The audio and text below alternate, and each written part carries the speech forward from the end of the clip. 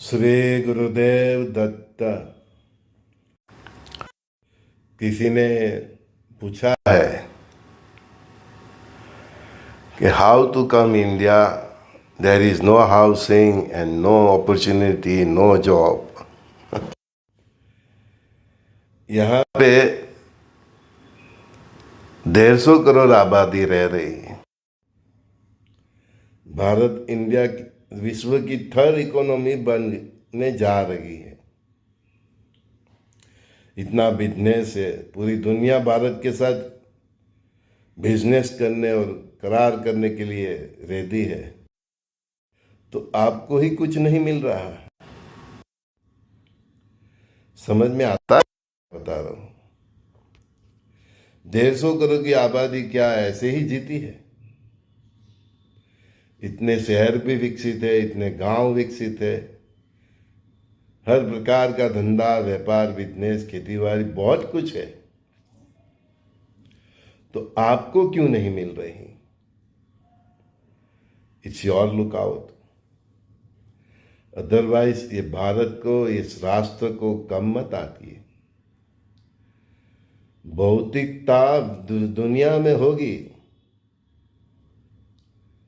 भौतिकता दुनिया में होगी, लेकिन ऐश्वर्य भारत में ही होगा। भौतिकता दुनिया में होगी गुरुदेव, हाँ, भौतिकता दुनिया में होगी और चली भी जाएगी, लेकिन ऐश्वर्य भारत में ही होगा, ऐश्वर्य भारत में ही रहेगा। धन धान्य समृद्धि आरोग्य भारत में ही होगा, भारत में ही रहेगा, और इसकी वजह से पूरी दुनिया को आगे रोटी खिलाने वाला है।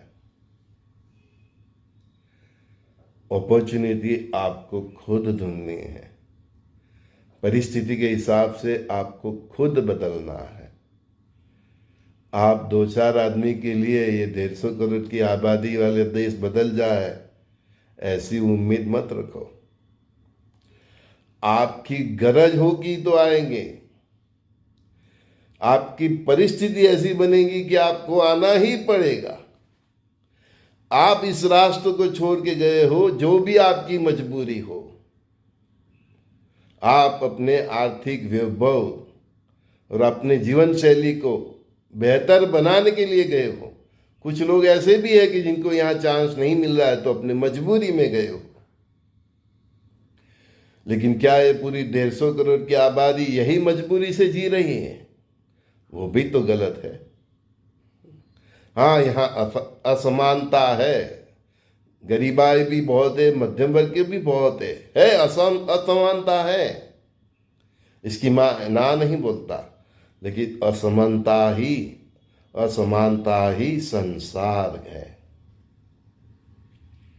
आप कभी ऐसा संसार की कल्पना मत करियो कि सभी लोग करोड़ों हो, सभी अबजोपति हो, क्योंकि संसार आपके खुद के कर्मों के हिसाब से बनता है। जिसके जैसे जैसे कर्म, उसके ऐसे धन धान्य व्यापार होता है, नौकरी होती है। धन धान्य व्यापार आपके पुण्य के बल से मिलता है। अगर आपको कहीं पे भी जॉब नहीं मिल रही, इवन इंडिया में भी नहीं मिल रही है, तो समझो कि आपके पुण्य की भी कमी है, आपके एफर्ट की भी कमी है, आपकी सोच में भी दिक्कत है। कई बार हम सोच लेते नहीं, हम तो यही काम करेंगे, दूसरा नहीं मिलेगा, दूसरा करेंगे ही नहीं, मुझे तो डॉक्टर ही बनना है, मुझे इंजीनियर नहीं बनना है, मुझे तो एमडी ही बनना है, एमबीबीएस ही बनना है, मुझे बीएचएमएस नहीं बनना है। आपको आपकी सोच पकड़ लेती है। काम तो बहुत है। जो लोग लेबर वर्क करते हैं उनको पूछिए, उनके पास चॉइस का कोई ऑप्शन नहीं होता है। हमारे गुजरात में सूरत शहर में एमपी से आते हैं, बिहार से आते हैं, उत्तर प्रदेश से आते हैं, उनके पास कोई चॉइस नहीं होती, तो जो मिलता है उसमें पारंगत होते हैं और बहुत कमाते हैं। जो अच्छे घर के अपने आप को समझते हैं वो अपनी चॉइस में घिरा रहते हैं।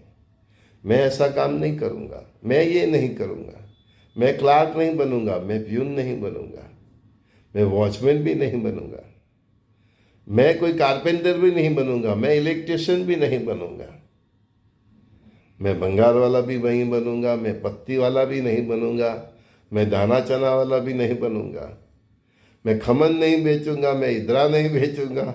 है मैं तो बस बड़ी ऑफिस में मेरा रुबाब हो, ऐसी जॉब मिले तो ही करूँगा, बड़ा बिजनेस मुझे मिले तो ही करूँगा। और बड़े बिजनेस के चक्कर में अरबों रुपए की करोड़ों की लोन लेते हैं, देश को भी नहा ले, हम नहाना पड़ता है, वो खुद भी नहा लेते हैं और कहीं देश छोड़ के भाग जाते हैं।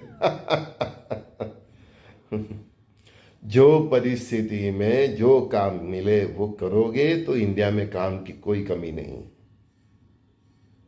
मैं देखता हूँ हमारे यहाँ भी कारपेंटर हो, इलेक्ट्रिशियन हो, बहुत कम गुजराती लोग भी ये काम करते हैं। ज़्यादातर कलर करना है तो वो बिहारी, एमपी के लोग, उत्तर प्रदेश के लोग, इलेक्ट्रिशियन भी आजकल वही मिलते हैं।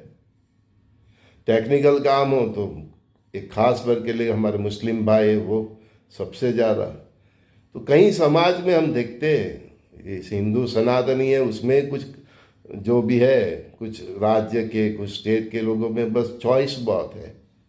अदरवाइज आप अपनी चॉइस छोड़ दो तो इधर काम की कोई कमी नहीं है। 150 करोड़ की आबादी है, कुछ न कुछ हर दिन जरूर पड़ती है, तो उसके रिगार्डिंग काम तो मिलता ही है। लेकिन हम चॉइस के पीछे मर जाते हैं। फिर भी गुरु महाराज ने कहा है वो बताता हूँ मैंने। गुरु महाराज मेरे सामने ही बैठे हैं। गुरु महाराज ने बोला है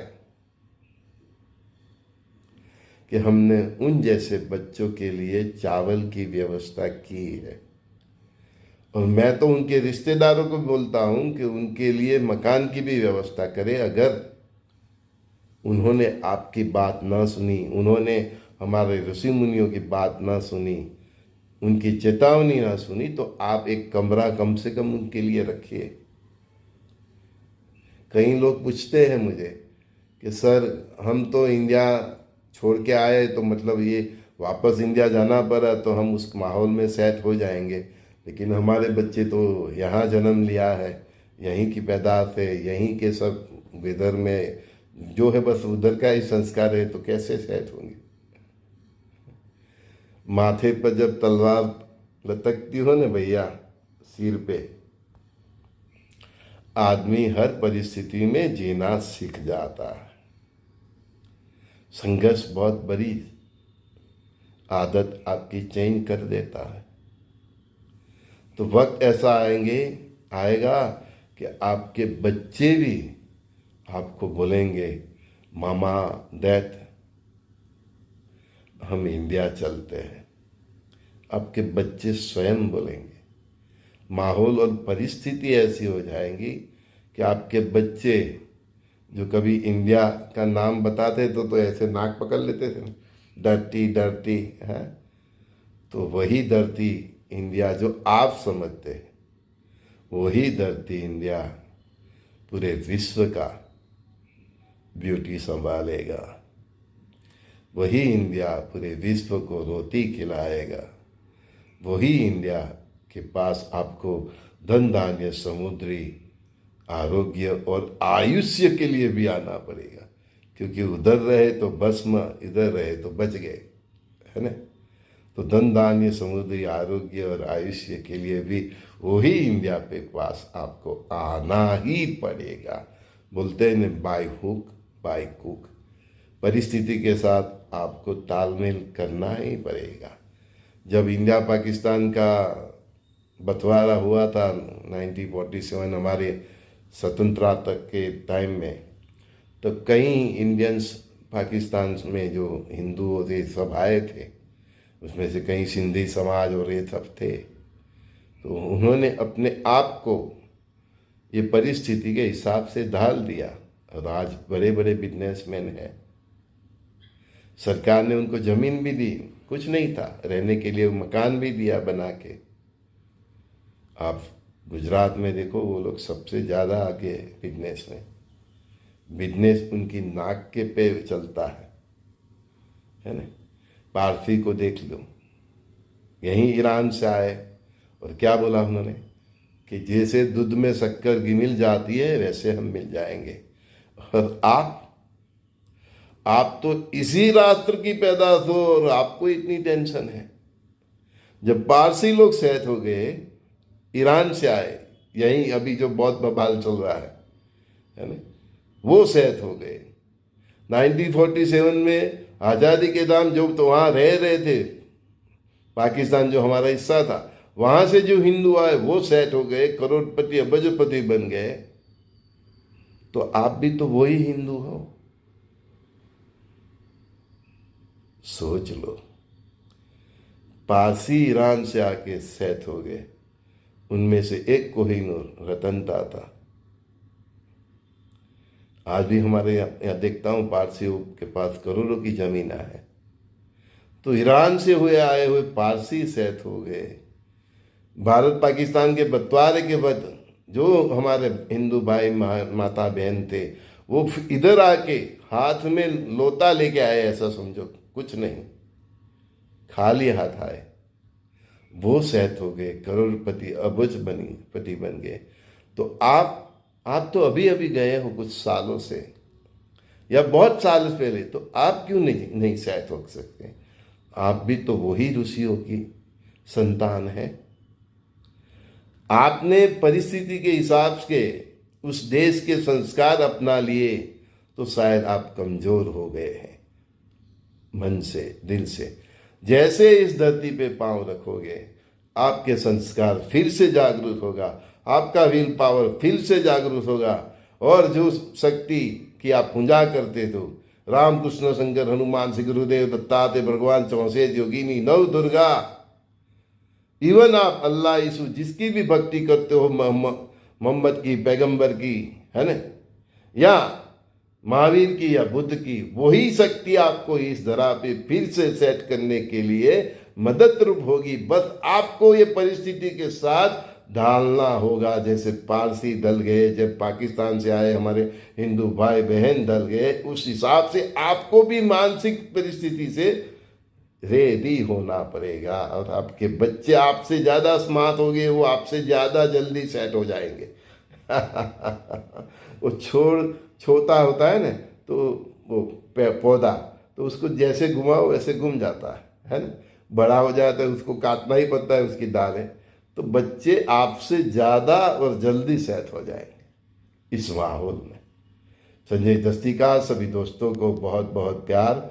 श्री गुरुदेव दत्त।